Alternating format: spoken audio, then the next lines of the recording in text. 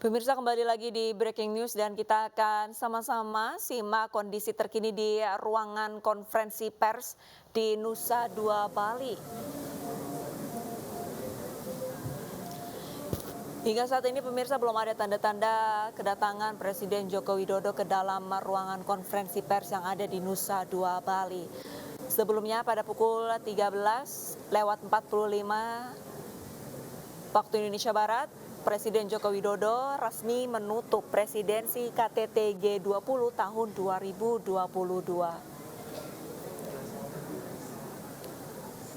Di depan para peserta dari presidensi KTT G20, Presiden Joko Widodo resmi menyerahkan tampuk kepemimpinan serta tongkat ataupun palu dari KTT G20 kepada Perdana Menteri India Narendra Modi. Selanjutnya pada perhelatan KTT G20 tahun 2023, presidensi KTT G20 akan diselenggarakan di India.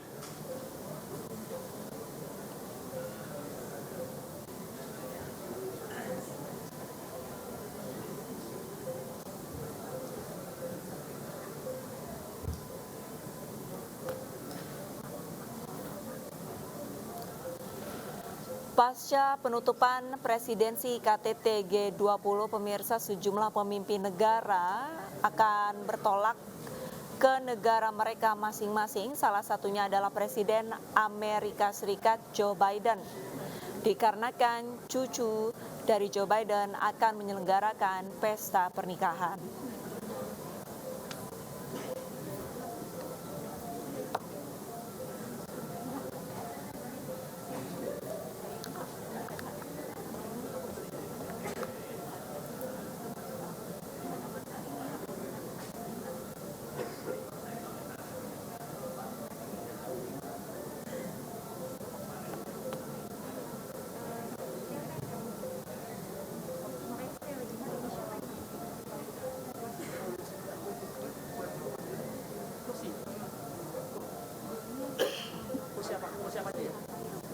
Yang ini aja nih, masih biasa ya, nyimpen iPad kursi biasa sofa nggak ada. Cok kalau kurang cocok minta kursi cok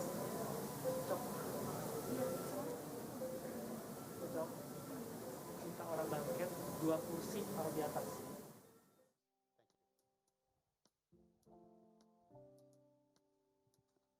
Öncelikle F-16 konusunda Sayın Biden olumlu gelişmelerin olduğunu söyledi. Cumhuriyetçilerle daha önce New York'ta yaptığım görüşmelerde de Cumhuriyetçilerin bu konuya olumlu yaklaştığını özellikle orada kendilerinden dinledim. Amerika'da yaşayan bir Türk olduğunuzu söylediniz. Buna pek inanmıyorum. Farklı bir herhalde ırkçılığın içindesiniz. Çünkü sorduğunuz soru bunu aynen ortaya koyuyor. Bizim Kuzey Irak'ta veyahut da Suriye'nin güneyinde oradaki Kürtlerle ilgili herhangi Saat ini pemirsa sudah terlihat petugas sedang menyiapkan kursi untuk nantinya Presiden Joko Widodo bersama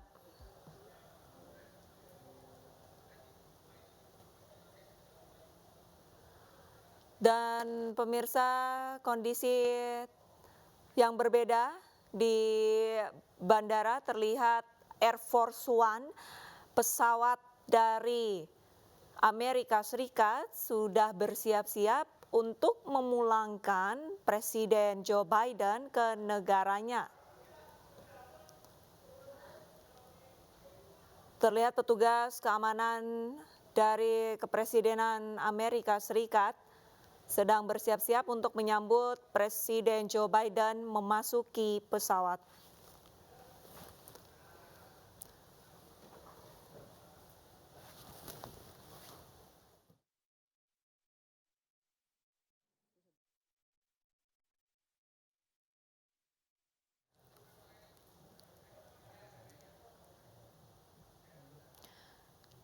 Dan pemirsa, untuk pesawat Air Force One dari Amerika Serikat sudah bersiap untuk lepas landas dari Bandara Igusti Ngurah Rai menuju ke negaranya. Sementara itu pemirsa, kami sudah terhubung bersama rekan kami Nadia Valeri yang langsung berada di Nusa Dua Bali. Selamat siang Nadia. Selamat siang Nadia. Ya, selamat siang Arlita dan juga pemirsa. Nadia, agenda selanjutnya seperti apa Nadia di Nusa Dua Bali sore hari ini?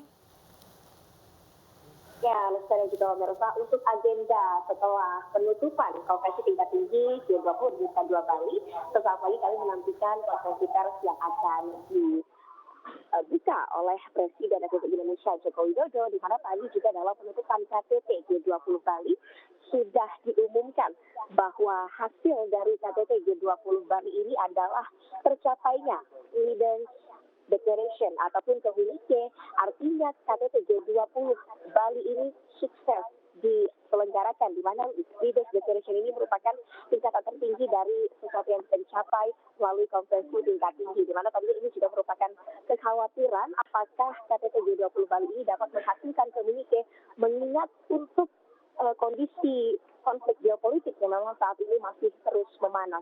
Dan tadi juga berdasarkan dokumen yang telah kami terima dalam Leaders Declaration ini, memang ada sebanyak 1.186 halaman dengan total 52 poin penting dalam Leaders Declaration tersebut, yang mana tadi kami juga sempat membaca beberapa, dan diantaranya adalah para kepala negara yang hadir dalam KTT G20 Bali ini mereka sepakat mengutuk keras perang yang terjadi di Ukraina, dan mereka juga mengutuk keras perang yang terjadi di Ukraina, dan mereka sepakat bahwa perang ini menyebabkan penderitaan yang besar dan juga memperburuk kondisi ekonomi global yang saat ini sedang tidak stabil.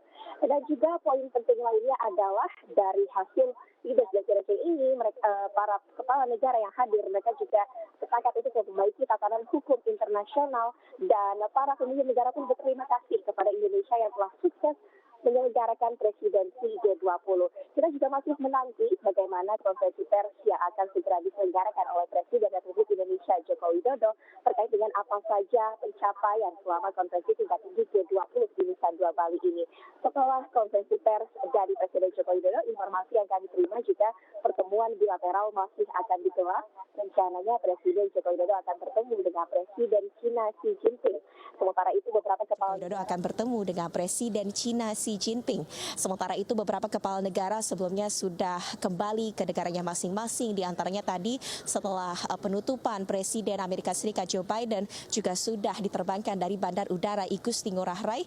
Kemudian juga Presiden Uni Emirat Arab Muhammad bin Zayed ini bahkan sudah pulang terlebih dahulu pada malam hari tadi setelah acara gala dinner, termasuk juga dengan Menteri Luar Negeri ini diwakilkan oleh Menteri Keuangan. Ya, Arlita. Nadia, pasca penutupan secara resmi Presiden Joko Widodo, nantinya tadi sesuai dengan keterangan Anda akan diselenggarakan juga pertemuan secara bilateral. Lantas kepala negara mana saja selain Cina yang nantinya akan mendapatkan pertemuan bilateral bersama Presiden Joko Widodo? Ya, Lisa, terkait dengan agenda pertemuan bilateral ini, sejauh ini informasi yang kami dapat baru diselenggarakan antara Presiden Republik Indonesia Joko Widodo dengan Presiden China Xi Jinping. Sementara memang sebelumnya pertemuan bilateral ini sudah digelar secara maraton 2 hari kemarin, di mana Presiden Republik Indonesia Joko Widodo juga sudah terlebih dahulu mengadakan pertemuan dengan Presiden Amerika Serikat Joe Biden, kemudian juga dengan Perdana Menteri Jepang, dan dilanjutkan dengan pertemuan bilateral lainnya, yakni dengan Presiden Uni Emirat Arab Muhammad bin Zayed.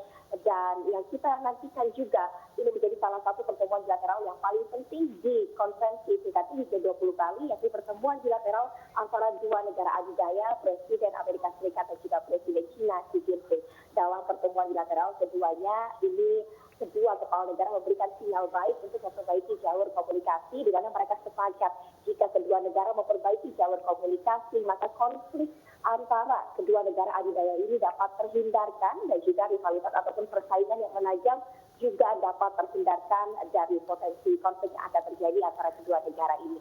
Sehingga memang KTT G20 ini sebelumnya sudah memberikan sinyal baik akan tercapainya suatu komunike, dan betul saja hasil yang didapat diumumkan pada sore hari tadi, memang pencapaian ini kemudian menghasilkan Leaders Declaration ataupun deklarasi pemimpin.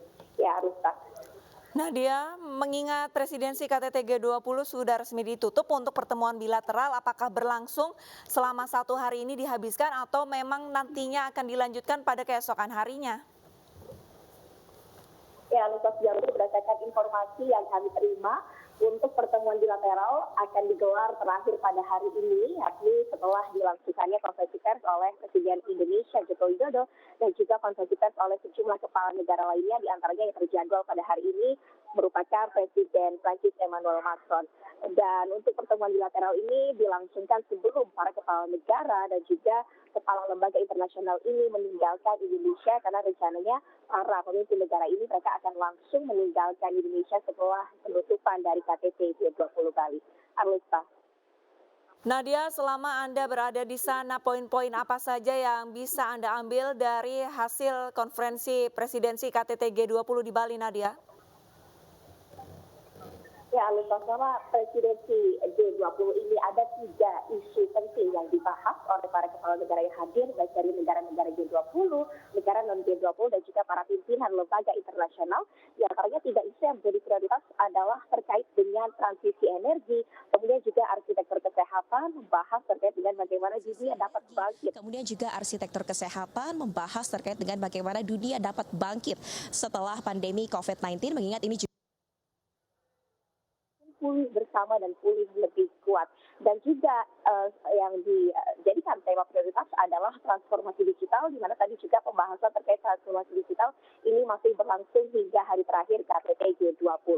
Dan kemudian juga dalam KTT G20 ini, selain 3 isu prioritas yang dibahas, tentunya kondisi geopolitik dunia ini juga menjadi poin penting dan juga pembicaraan penting dalam KTT G20, di mana kita ketahui juga Rusia mengirimkan delegasinya, yakni Menteri Luar Negeri Sergei Lavrov, meskipun beliau pulang pada hari pertama ataupun usai mengikuti keseluruhan agenda di hari pertama KTT G20 Bali, dan kemudian pada hari terakhir ini diwakilkan oleh Menteri Keuangan.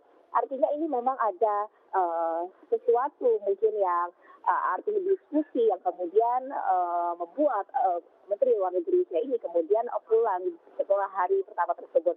Namun juga dari KTT G20 Bali ini, ternyata dari jumlah poin diskusi ini terjadi kesepakatan antara para kepala negara, di antaranya tadi poin penting dalam Leaders Declaration adalah para negara sepakat untuk mengutuk keras perang yang terjadi di Ukraina, karena ini ternyata dianggap menyebabkan kondisi ekonomi global yang semakin terpuruk. Sementara isu penting juga yang dibahas dalam KTT G20 Bali ini adalah bagaimana agar negara-negara mencari upaya agar dapat bangkit dari kondisi ekonomi global yang saat ini tidak baik dan juga dari potensi ancaman resesi di tahun mendatang.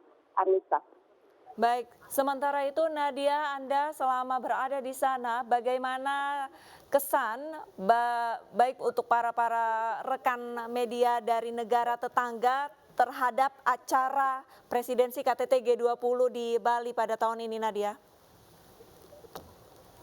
Ya, Alisa, tentunya presidensi G20 ini dipandang oleh negara lain sebagai acara yang sukses. Kita juga melihat bahwa dalam acara gala dinner ataupun jamuan makan malam yang diselenggarakan di Garuda Wisma Kencana malam tadi, acara digelar dengan meriah dan juga spektakuler. Kita melihat bahwa budaya Indonesia ditampilkan dengan cukup baik, dan tentunya ini juga menjadi hal positif yang dilihat oleh para tamu negara, dan ini juga akan menarik perhatian dari wisatawan asing.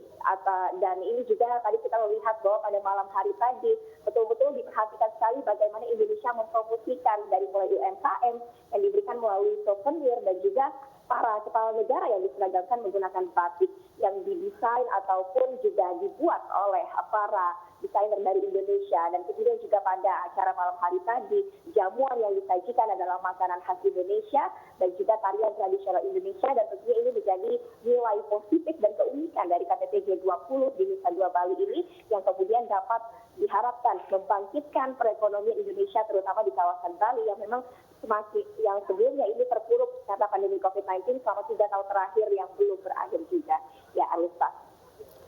Sementara itu Nadia, pada saat pagi hingga sore hari di mana delegasi presidensi KTT G20 sedang melaksanakan pertemuannya, apakah delegasi lainnya ada yang sempat berwisata di kawasan wisata di Bali, Nadia?